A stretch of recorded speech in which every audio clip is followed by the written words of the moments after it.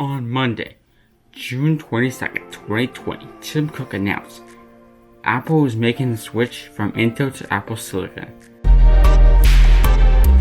This is the Apple Jockey.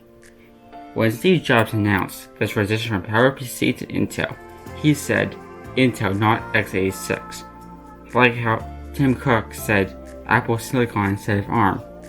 On macOS 11 Big Sur, they showed that it will be able to run iOS apps on the Mac with the Apple Silicon chips.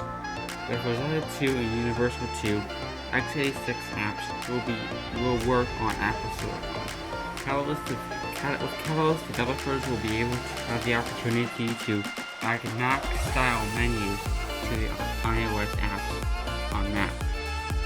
Versus macOS Symfony. Third-party apps like Microsoft 365 apps, Adobe Lightroom, and Adobe Photoshop. Also virtual machines with Linux. So is Boot Camp dead? There was no mention about Boot Camp working on it with Apple Apple's core teams. Apple's been working with DOS for many years, working and getting through working on the chips for iPad.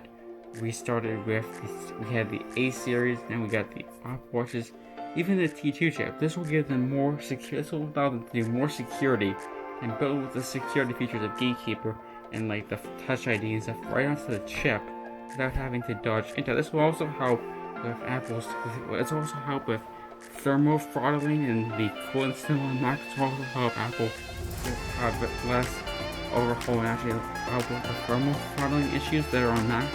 This will help that greatly. This will also help with using less power. It's using less wattage, but still getting more performance power from the CPU. It will help reduce power, especially for laptops. It will help with the battery consumption, and it would help, and also with No, we didn't. No, they didn't say. No, they said that they were transitioning to ARM, so this could mean ARM on desktops as well. I'm possibly speculating on that they're also going to be doing ARM on desktops, which says this is a tier transition. Now Tim Cook did say they do have Intel Macs in the pipeline, possibly the redesign the iMac, kind of like how Steve Jobs said they have redesigned in the pipeline. So but the transition will be quick and easier. And it will be because Universal 2 and Rosetta work so seamlessly, they're ready to do it again with Catalyst and stuff. So this is kind of the way I think Apple's doing the different direction. Like they're saying there's Mac, they're saying that, but now I'm offended. Can you run a Mac OS? But I think they're trying to say is that you're gonna need more beefier ARM. They're not gonna be. They told Z on the iPad or on the dev kit they showed off was just because that was the most powerful chip they had in their development. They haven't made the Mac style series chips, or they haven't just finalized on a consumer.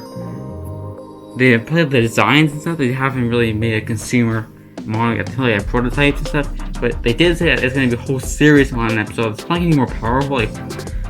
Now, are they gonna, we thought they were just gonna list a MacBook ARM, but let's say maybe they'll have maybe they'll have something that's a little bit better than the iPad chips on the MacBook Air, and then something better on the Mac Pro. But now, this gets to the question on the Mac Pro. Will the Mac Pro still have Intel, or will they will they have a really beefed up ARM chip?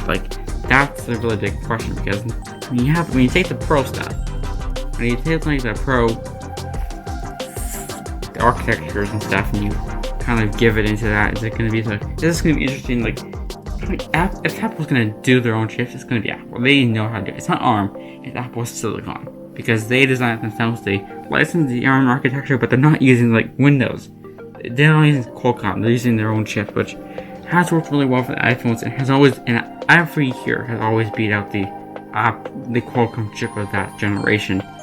But Exynos chips, that's different, because that's not for America, but we know for Qualcomm chips on the competitive Android phones that has beat it out. And with Yes, and also it's made the Apple Pro pretty strong and stuff. And see what they've seen, even what they've been able to do with the T2 chip alone on the Mac of Intel. Like they've been able to make it harder to run Linux.